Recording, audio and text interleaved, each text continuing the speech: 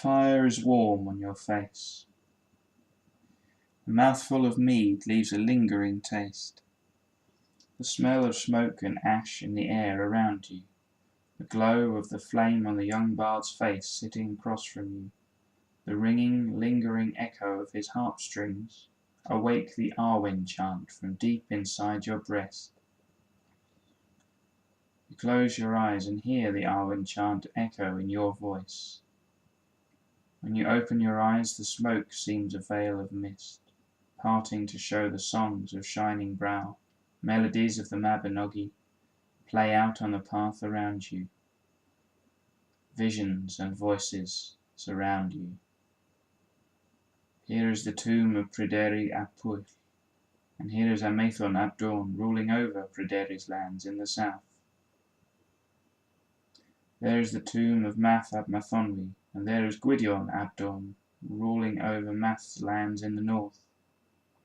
Gwydion is riding the length of his lands to his court at Cainant, never acknowledging Math's memorial, for he has not the heart to see a fellow enchanter and child of dawn dead in the depths of the earth. There are Buchfran ap Barthlin and Hian ap Gurion the Tall, messengers to Gwydion, spreading stories of the pestilence on his people, a veil of mist falling down from the sky and the baying of hounds rising from the earth until the cattle cower in the barns for fear and the apples rot in the orchards. And there go the messengers on to Amaethon to see if he has craft or counsel to ease his brother's burden. Here are ragged robes for Gwydion to ride unrecognized to the source of the strife. Through the misty veil, after the baying of the bright white hounds with ruby-red ears, called up by the hunting horn of the hooded horseman, Arawn, chief of Annwn. Revenge is upon Gwydion's dominions for the slaying of Pryderi ap Pwyll, Arawn's ally and friend like his father before him. There is Amaethon, sowing his seed and feeding his flocks, welcoming Gwydion the Wise, seeking aid and advice. There ride the brothers, seeking the buck, the bitch, and the bird from Arawn's sacred enclosure in the heart of Annwn, for without them he cannot remain the ruler of his realm. Here comes Arawn with his hunting hounds to plague Gwydion's people again, even as the sons of dawn ride unknown to the deepest darkness of Annwn.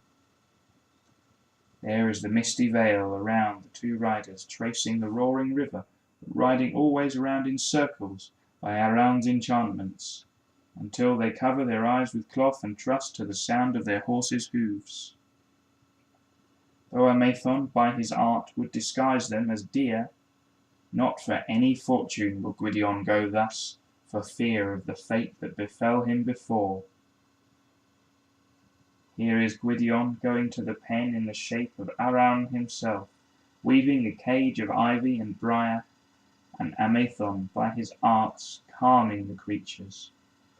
Gwydion looking the buck, the bitch, and the bird in the eyes as he weaves the words to free them. Unwisely were held in Arawn's underworld the pets of this pen by the name of Achrin. Our enchanter's art reveals Annwn's heart. Here are the buck, the bitch, and the bird, free from the fold that opens only for the one who knows its secret name, fleeing with the sons of dawn out into the open, and for the first time the proverb is spoken, woe to the thief who lets himself be seen.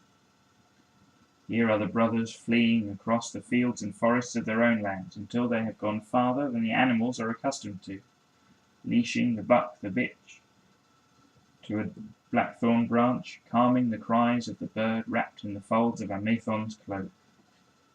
Here is the reason for the region's name, Crosilvinir, Featherfield. There are the forces of Annwn, chasing the enchanters to their sanctuary with Gwydion's foster son, Lleu Llaw Gyffes.